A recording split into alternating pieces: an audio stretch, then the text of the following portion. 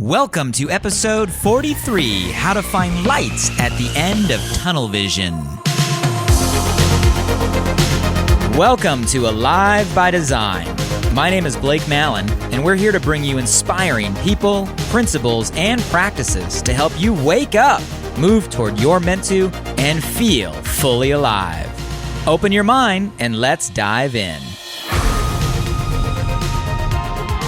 Hey guys, before you listen to the podcast, I just want to drop in and say I appreciate you for being here, and I'm super excited about this new Walk With Me series. These are solo episodes where I take some time in the middle of my morning run through the Santa Monica Mountains to share some inspired ideas and thoughts on my mind and heart. If you want to join me for any of these conversations live, you can catch me many mornings on my Facebook page, facebook.com/blakemallon.page. Would love to see you there. Love you guys. Enjoy the episode. Walk with me for a few minutes. Have you ever been in a place where you've had like complete and total tunnel vision? You know what I mean by tunnel vision, right? Like a laser focus, blinders on, narrow view on a topic or a direction or a feeling. Tunnel vision. Now, I know normally when we use the word tunnel vision, at least in my experience, normally we use it in a kind of positive context, meaning like, man, they were in the zone, right? They were in a flow state. Like tunnel vision usually describes someone that's just overly focused, committed, disciplined, blocking out all distractions, moving forward like a rhino or a freight train.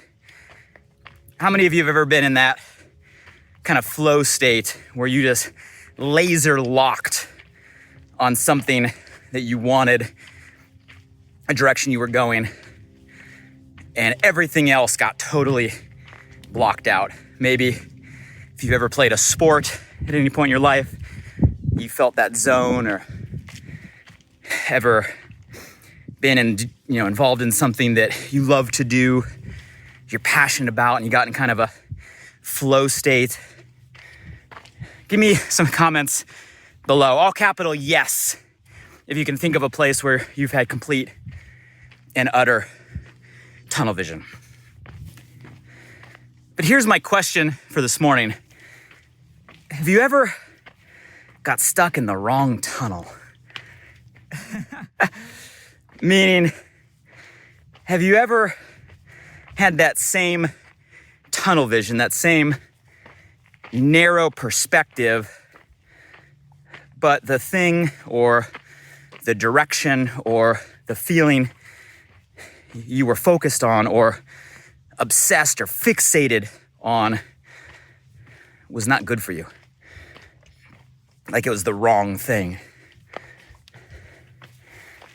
I want to talk this morning about how sometimes we can get stuck in a narrow perspective in the wrong direction that can really cripple us. And I think this is an overly simplistic way to describe, a lot of the negative states that we all get stuck in from time to time. A lot of, the tough states we're seeing people right now, especially this year, get stuck in. If I were just to super simplify, a lot of it comes down to we get stuck in a narrow vision on the wrong thing. Think about it.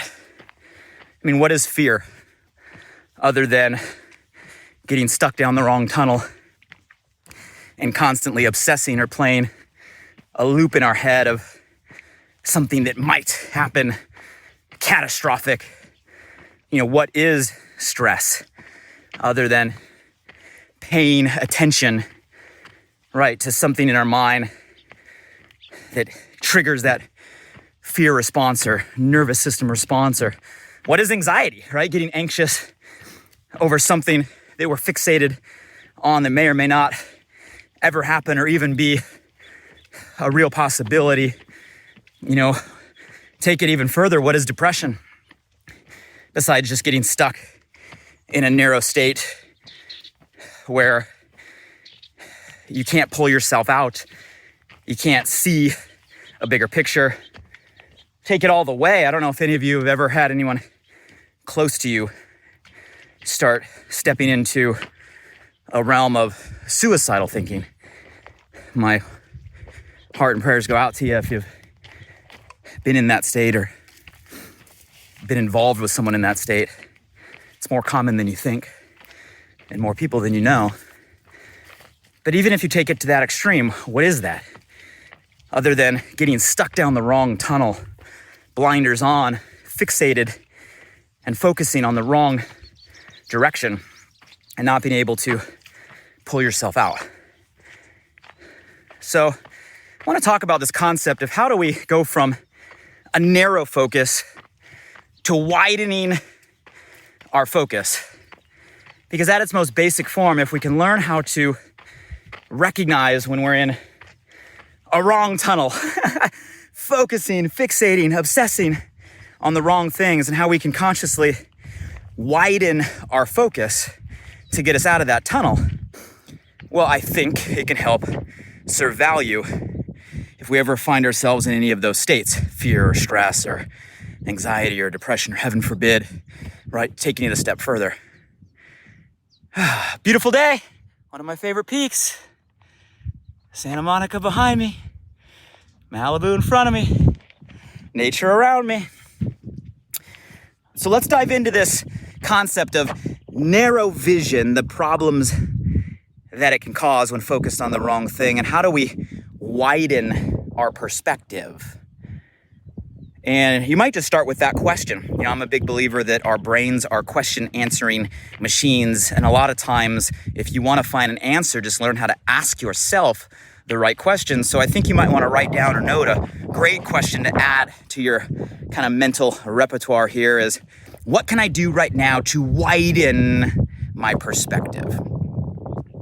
If I were to ask you that right now, give me some feedback in the comments below. What can you do right now to widen your perspective? Or to say it a different way, when you get fixated or focused or tunnel vision going down the wrong rabbit hole, what do you do to widen your perspective?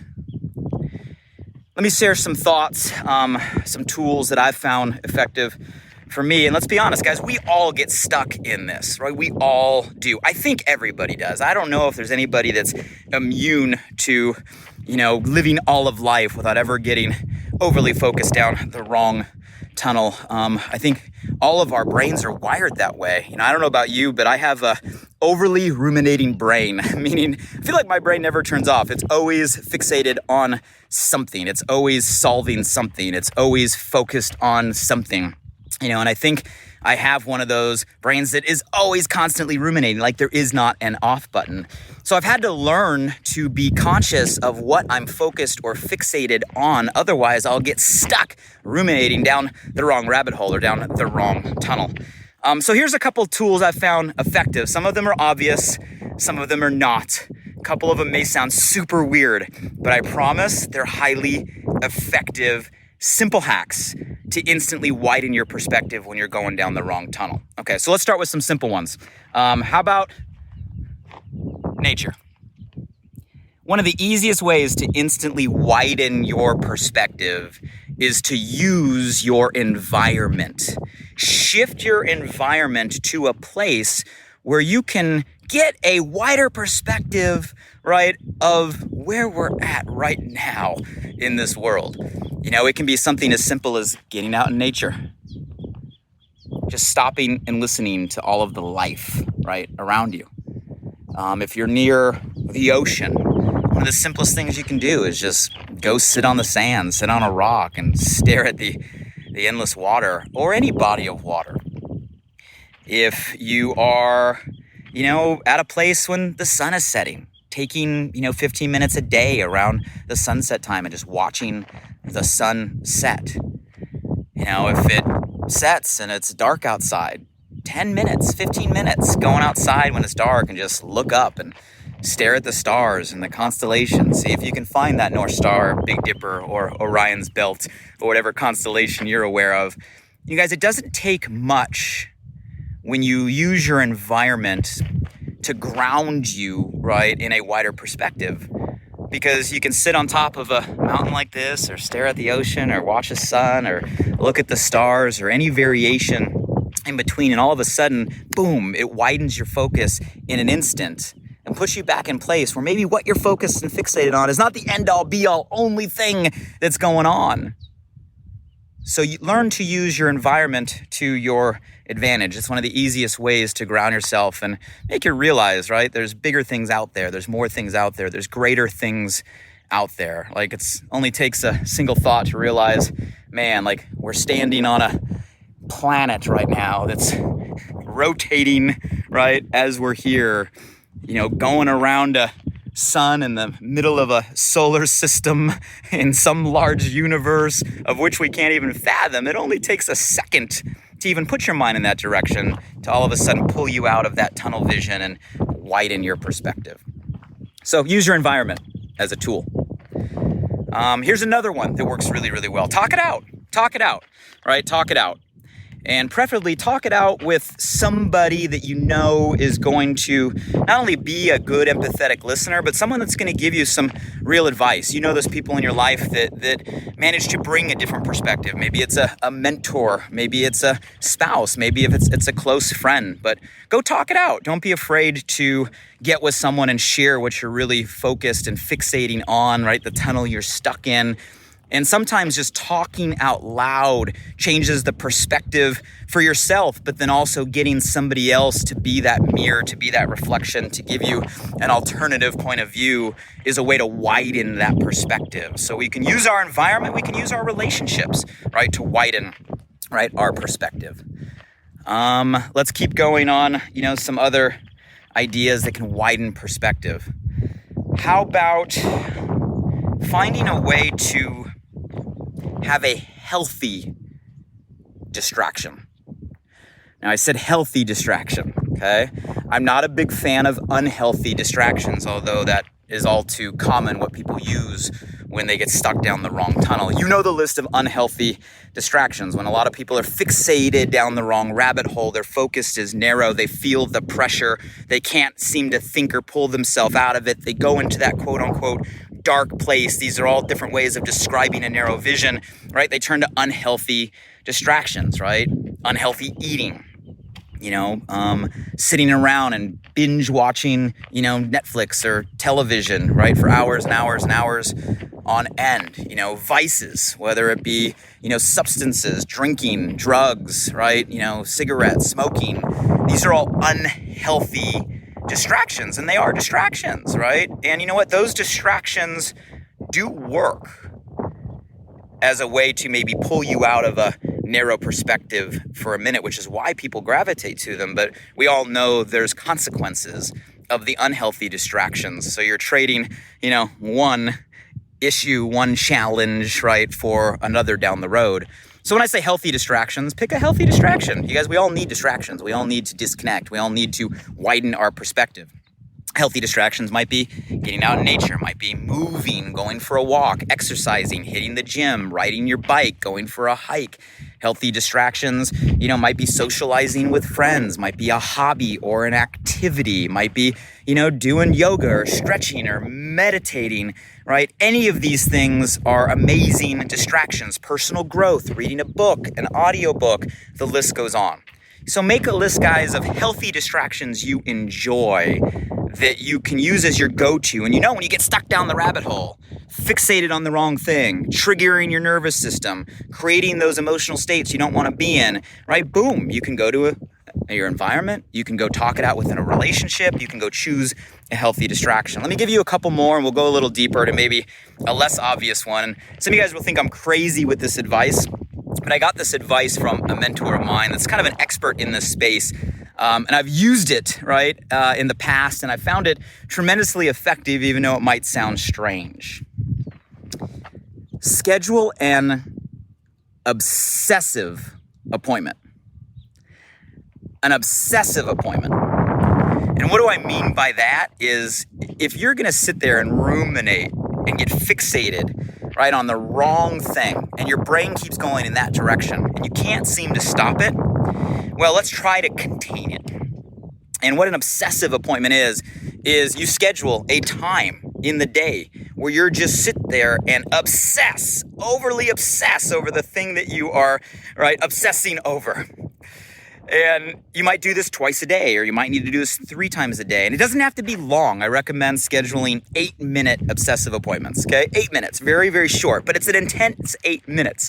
And during that 8 minutes, you just sit there and intentionally and consciously with everything you got, you obsess over whatever you're obsessing over all the rest of the time. You give it everything. You go to the worst, darkest place, right? You go to every bit of fear. You go all the way down the rabbit hole for 8 minutes. Some of you guys are saying, Blake, you're crazy. I thought you were saying we don't want to do this. Well, if you're going to spend time thinking about it, unconsciously and uncontrolled, let's learn to contain it. So schedule, 2 8-minute obsess appointments or 3 8-minute obsess appointments throughout the day. And what you'll find is a couple things. Number one, it's actually difficult to sit there and intentionally obsess that deep for 8 minutes. You'll sit there and you'll try to obsess, and your brain's going to start solving problems or kind of looking at you in a funny way. And it makes kind of light of the situation, right? The other thing that it does, though, is it gives you a place in your calendar to push the thoughts into. So if you find yourself getting stuck down the tunnel, pulled down the tunnel in that narrow place, right? You can say, oh, you know what? I'm not going to go there right now. I have that scheduled for 12 o'clock.